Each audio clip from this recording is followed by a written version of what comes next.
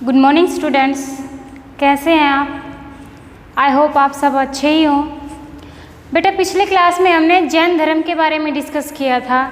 आज की हम अपनी क्लास में बौद्ध धर्म के बारे में डिस्कस करेंगे कि कैसे इंडिया में है जो बौद्ध धर्म की स्थापना हुई, किसने की और किस बौद्ध धर्म में ऐसी कौन सी शिक्षाएं उन्होंने दी कि जिन शिक्षाओं से प्रभावित होकर केवल हमारे इंडिया में ही नहीं जो ये बौद्ध धर्म है वो विदेशों में भी इसका प्रचार प्रसार होने लगा, और जो बौद्ध धर्म के अनुयायी है वो विदेशों में भी होने लगे थे। तो आइए शुरू करते हैं हमारा बौद्ध धर्म। जो हमारा बौद्ध धर्म के जो संस्थापक हैं वो गौतम बुद्ध है। गौतम बुद्ध ने बौद्ध धर्म की स्थापना की थी। जो ये गौतम बुद्ध है, उनका जो बचपन का नाम था वो था सिद्धार्थ इनके बचपन का नाम था, और इनका जन्म 563 ईसा पूर्व कपिलवस्तु, जो कि नेपाल में है, लुम्बिनी नामक गांव में हुआ। ठीक है बेटा। अब जो इनके जो पिता थे, जो गौतम बुद्ध के पिता थे, उनका नाम शुद्धोधन था, और जो शाक्य कुल के राजा हुए थे। और इनकी माता का नाम, सिद्धार्थ की माता का नाम महामाया था। लेकिन जो महामाया थी, उनकी जो डेथ है वो जब गौतम बुद्ध सिद्धार्थ है वो जब 7 महीने के थे, तभी उनकी माता जो महामाया जो उनकी माँ थी, उनकी डेथ हो गई थी। उसके बाद इसका जो पालन पोषण है वो महाप्रजापति गौतमी ने इनका पालन पोषण किया। गौतमी है वो जो सिद्धार्थ है उसकी मौसी थी। अब जब गौतमी ने उनका पालन पोषण किया तो उनका नाम गौतम रखा गया था, फिर इनको गौतम कहने लगे थे। अब जो गौतम बुद्ध थे वो बचपन से ही बहुत ही चिंतन मनन करने वाले थे।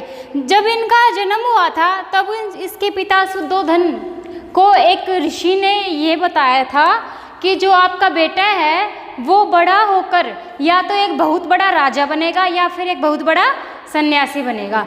तो इस बात को ध्यान में रखते हुए जो शुद्धोधन थे, उन्होंने अपना जो बेटा था, जो सिद्धार्थ था, उसकी जो परवरिश थी या फिर मतलब कुछ भी उसकी परवरिश में कोई कमी नहीं छोड़ी। वो बचपन से ही क्या थे, ध्यानमग्न रहते थे। तो जो शुद्धोधन थे वो बहुत चिंतित रहते थे कि कहीं मेरा बेटा सन्यासी न बन जाए।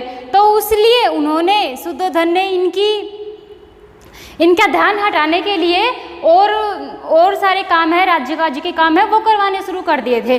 और 16 वर्ष की ही आयु में इनका विवाह कर दिया था। जो सिद्धार्थ थे उनकी 16 वर्ष की आयु में उनका विवाह यशोधरा नामक कन्या से कर दिया गया। कुछ वर्ष पश्चात जो सिद्धार्थ को एक बेटा हुआ, उसका नाम राहुल रखा गया।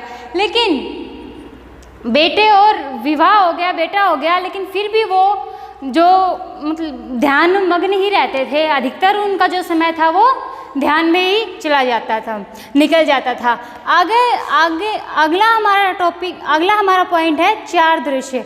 जो ये सिद्धार्थ थे, गौतम थे, ये एक दिन अपने सारथी के साथ अपने राज्य में भ्रमण करने के लिए निकले। तो उसी टाइम जो महात्मा है गौतम बुद्ध है, उन्होंने कुछ ऐसा देखा कि उनका जो जीवन है वो जो विचार थे ध्यानमग्न रहने के सन्यासी के, वो उन्होंने और ज़्यादा उसको प्रभावित किया। तो जो पहला दृश्य था वह था वृद्ध व्यक्ति। उसने जब वो यात्रा कर रहा था उस टाइम पे गौतम बुद्ध ने एक वृद्ध व्यक्ति को, एक बूढ़े व्यक्ति को देखा जो बहुत ही जर्जर अवस्था में था। उसकी स्थिति ऐसी नहीं थी कि वो स्वयं खड़ा होकर अच्छे प्रकार से चल भी सके। तो और दूसरा था एक रोगी व्यक्ति। उसने पहले तो एक वृद्ध व्यक्ति को देखा, एक बूढ़े को देखा, फिर उसके बाद में थोड़ा आगे गया तो उसने एक रोगी व्यक्ति को देखा और देखा कि किस तरह से वो रोग से ग्रस्त है। आगे उसने चला तो एक मृत व्यक्ति देखा। कुछ लोग एक मृत व्यक्ति को शमशान घाट लेके जा रहे थे, तो उस व्यक्ति को देखा। इन तीनों दृश्यों को देखने के बाद जो महात्मा गौतम बुद्ध है वह बहुत ही दुखी हो गए और चिंता में डूब गए कि ये संसार है वो सारा दुखों का कारण है। अब उसने एक सन्यासी को देखा जो अपनी ही धुन में मस्त था, ना उसे किसी संबंध की जरूरत, संबंधों का कोई भी उस पे जो संबंधों का दबाव है वो कुछ नहीं था, वो अपनी ही मस्ती में मस्त था। एक सन्यासी को देख के वह बहुत ही खुश हुआ और देखा कि एक सन्यासी किस तरह से अपने ध्यान मग्न रह के अपनी तपस्या कर रहा है और अपने जीवन को सार्थक बना रहा है। तो ये सारे दृश्य देख के उसका मन बहुत ही विचलित हो गया और 29 वर्ष की आयु में ही उसने घर का त्याग कर दिया। जब उसकी पत्नी और उसका बेटा सो रहा हुआ होता है तो वह रात को ही अपने जो घर है उसका छोड़ के चला जाता है, घर को छोड़ के चला जाता है।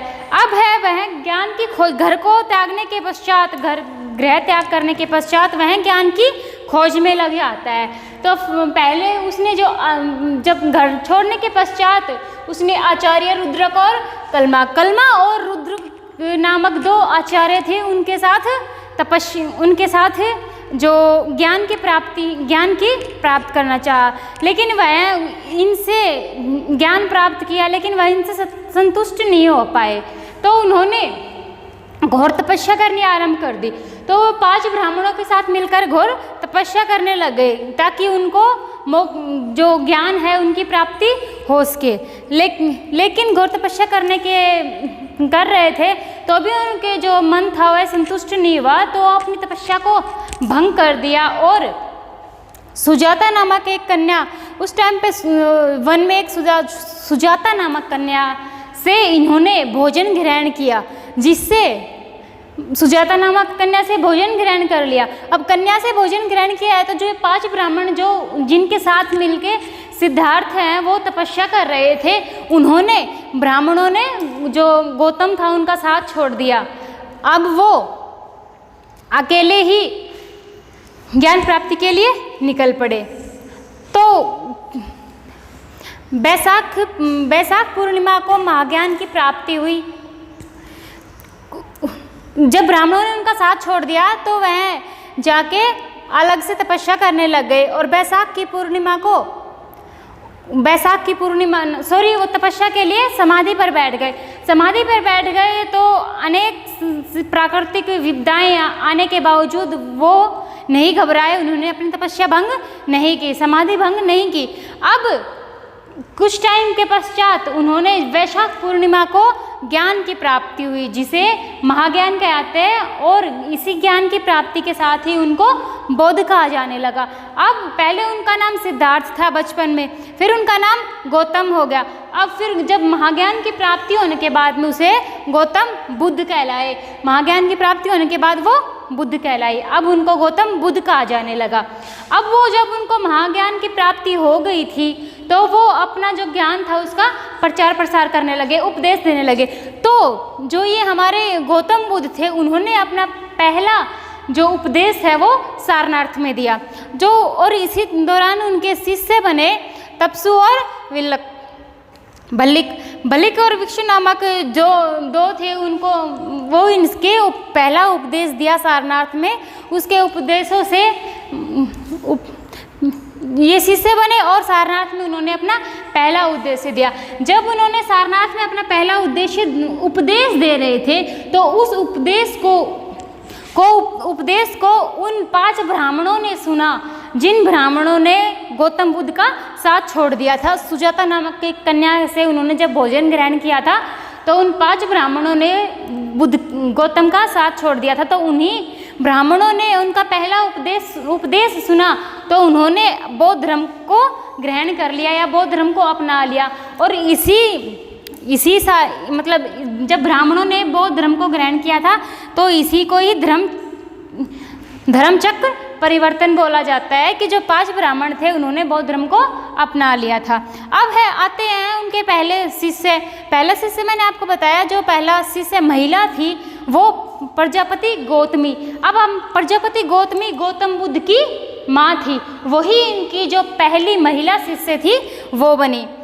अब जब गौतम बुद्ध ने बौद्ध धर्म को संरक्षण दिया, बौद्ध धर्म की स्थापना की, अपने उपदेश दिए, इसमें ऐसी अच्छाइयाँ मतलब ऐसे शिक्षाएं दी जिनसे बौद्ध धर्म का काफ़ी अधिक प्रचार प्रसार होने लगा था। बौद्ध संघ बनाए धर्म के प्रचार के लिए। अब जब गौतम बुद्ध 80 वर्ष के थे तो पावापुरी में इनको मोक्ष प्राप्ति हुई। कुछ इतिहासकार बोलते हैं कि एक जुलाई के घर में इनको भोजन करवाया, तो उस जुलाई ने भोजन में इनको मांस खिला दिया, जिससे इनको अतिरोग हो गया और उस रोग की वजह से इनकी मृत्यु हो गई। जो 483 ईस्वी में जब ये 80 वर्ष के थे तब इनको महानिर्वाण बोलेंगे, मोक्ष की प्राप्ति हुई। अब जब मोक्ष की प्राप्ति को बोला जाता है निर्वाण या महानिर्वाण, तो इसमें बोलेंगे हम 80 वर्ष की आयु में इसको मोक्ष की प्राप्ति हुई। थैंक यू बच्चों।